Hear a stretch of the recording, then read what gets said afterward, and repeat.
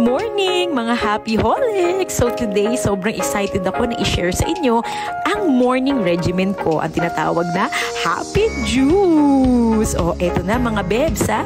Unang-una, meron tayong tinatawag na Mentabiotics. So, syempre, sugar-free ito mga bebs.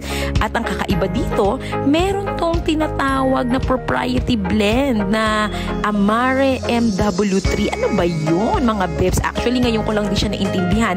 Pero, combination to ng mga prebiotics, probiotics na parang AI. Wow! So, kakaiba talaga mga bebs. I-share ko sa inyo sa mga susunod na araw. Ayan, kukuha ka lang ng isang scoop.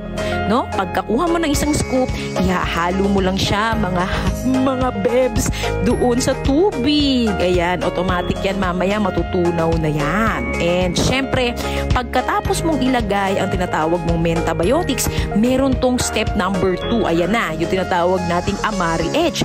Ang Amare Edge naman mga bebs, kakaiba rin ng technology nito. Nako talagang ang daming mabibless nitong Happy Juice na to. Ang daming sasaya, ang dami talagang mawawalan ng tinatawag nating depression. O ngayon, ito naman, para mas sumarap at mas maging masustansya, lagyan natin ng classic na Kayani Sunrise.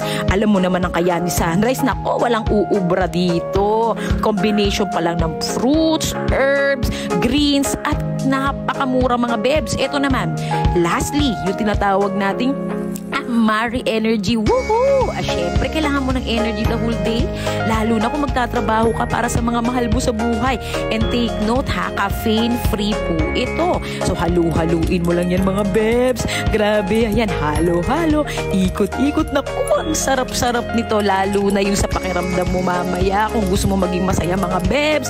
At the same time, good vibes. At the same time, naaalagaan mo yung health mo. Naku, ito ang para sa'yo. Congratulations! The first ever Happy Juice in the world is here in the Philippines. Yala! Tcharam!